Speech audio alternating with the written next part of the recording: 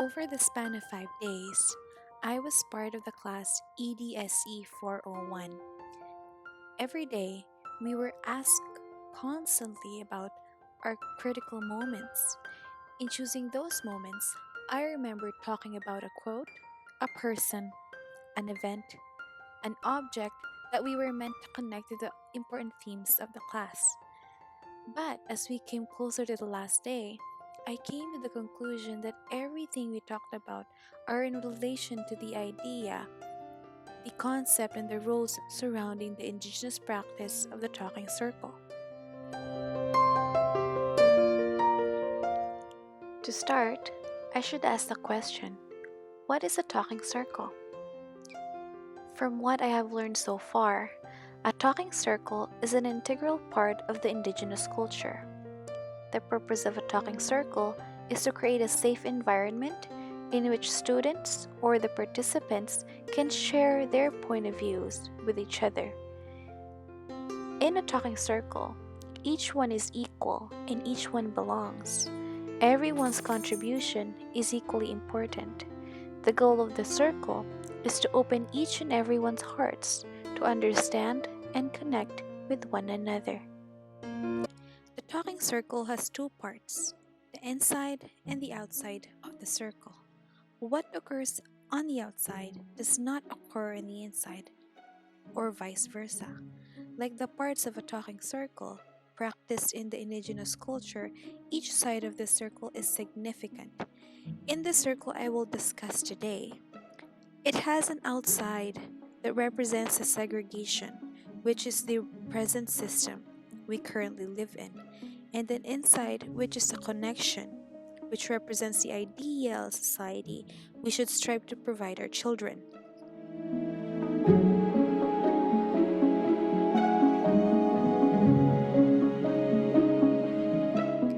On one hand is the outside part of the circle, the segregation.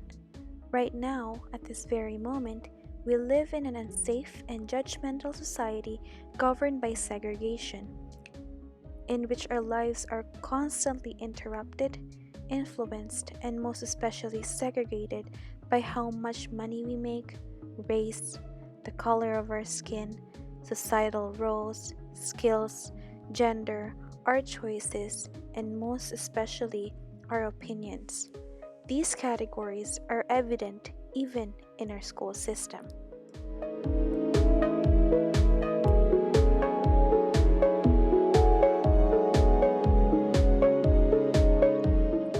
In class, Dr. Mijang Kim brought up the fact that it is in grade 4 level when students start to develop notions about not fitting into the science identity in the way that is assumed in the modern society. This notion highlights the idea that students in the present century are beginning to think that learning is focused more on the product and not on the skills. After spending many years in school, I think that this notion may partially be rooted from the idea that method of instruction applied by current educators is communicating the topics such as science, technology, engineering, art, and math in distinct entities or in segregation where there is not enough demonstration about the holistic relationship between them. Because of this, students tend to come up with the understanding that each subject, whether it is math or science, is independent of each other, or that there is no math in science nor science in math. If the subjects continue to be taught and understood in this manner, students would not be able to recognize where the concepts in different contexts, and most especially abstain from asking the questions such as, how does this relate to my life? Or what is my role in this?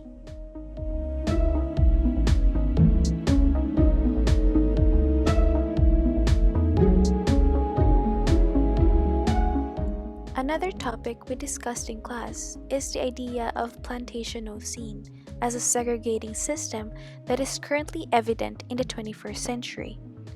A Plantationocene is a multi species forced labor system that requires genocide, unequal contract that results to a vast proliferation and removal of other players. One word that stood out to me from that definition was the word genocide.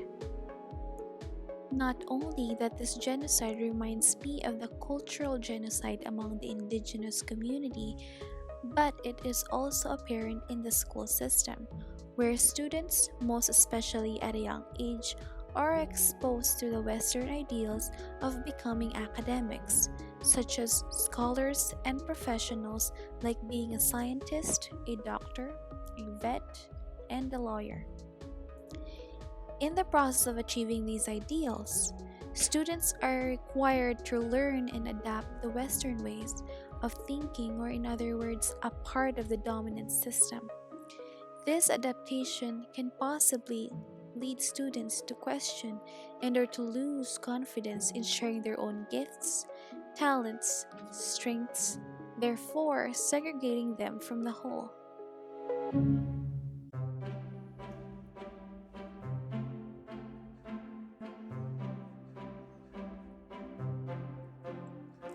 On the other hand, is the inside, which represents the connections and where our society should be. This is where everyone has equal rights to share his or her thoughts without interruption. Whoever is holding the object in the talking circle has the right to speak, and others have the responsibility to listen. To me, the inside of a circle represents the guaranteed equality for all the participants. This guaranteed equality doesn't consider or give importance to hierarchy, power, age, race, color, and even experience. The inside part of the circle is where people can openly perform or at least attempt to self critique. The practice of self critique relates to the openness to change and using change as a trajectory to move in the direction of peace. Applying this principle is essential in getting to know who we are and where we're going. The willingness to entertain new ideas and perspectives leads to the tremendous desire to know more about the world. Therefore, encouraging openness to different worldviews, being able to question a previously held belief, will bring the holistic understanding that relationships are foundational and is present everywhere. These relationships are not only between people, but also between all the living, such as the land, animals, plants, and culture. Inside the circle is also us teachers' duty to instill the significance of relationships to young minds. Bringing this in my future classroom, I will implement Elder Alcina White's idea of using land based teachings, most especially in the first 2 weeks of school, where parents and guardians may get involved. As I gather from the readings, I will incorporate land based teachings in the classroom, not by treating the environment solely as an area where learning takes place, but also as a learning tool itself. Environment can be a tool by bringing students outside where they are surrounded by nature. Standing outside to experience culture and nature will give students the opportunity to assemble their observations in narrating a story by taking the perspective of others. This multisensory practice that engages the body holistically is the interconnection and the establishment of relationship with nature and finding culture in nature. Another concept pertaining to the inside part of the circle is the IK STEM approach. The acronym for IK is Indigenous Knowledge, while STEM represents science, technology, engineering, and math. The IK system, I believe, coincides with Elder Little Bear's idea that taking on indigenous perspectives does not replace STEM perspectives but should be incorporated to complement the ways of the natural world.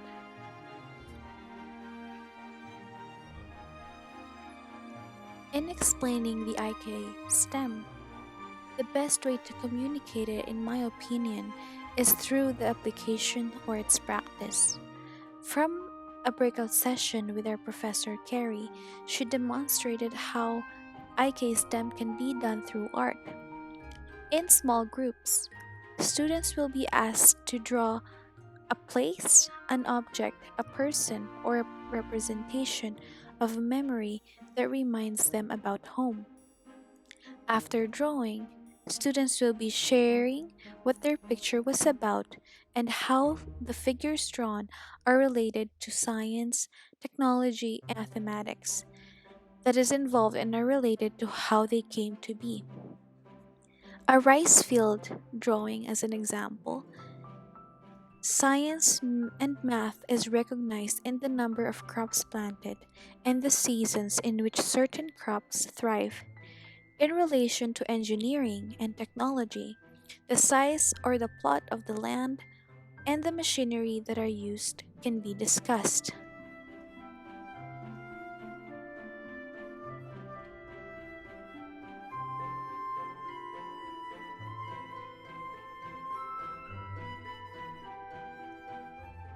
This activity is incredibly versatile in a way that it can be used in different grade levels, also in cross curricular.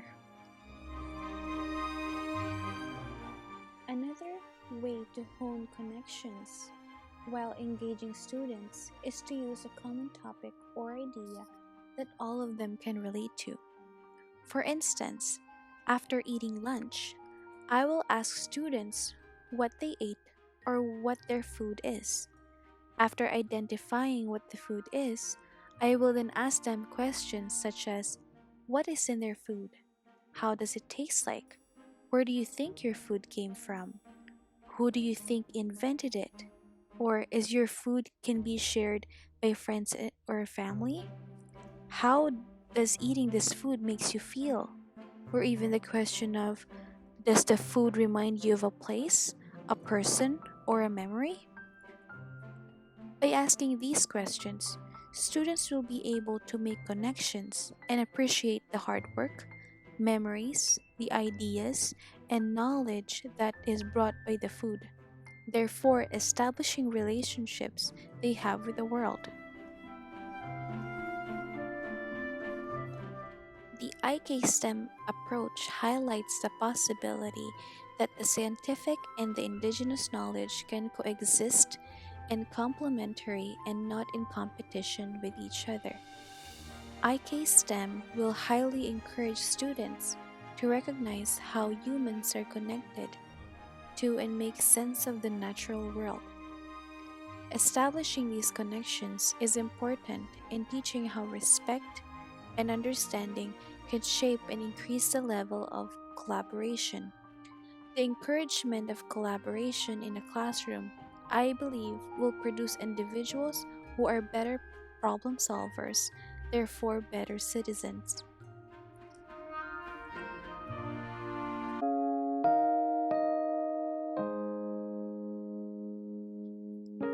Ultimately, in a system where product quality is determined by standardized testing and letter grades, students are placed in a one size fits all environment that creates system outcasts. In avoiding this phenomenon, it is important for us teachers to be open to the idea of entering the inside part of the circle. This is to encourage collaboration instead of competition. If done successfully, students will be taught how to collaborate and establish a communal relationship with the natural world. Once these relationships are built, us teachers will produce a generation who will stand loud and proud inside the circle and bravely challenge the system, pushing it into its boundaries, thus creating one that is life giving.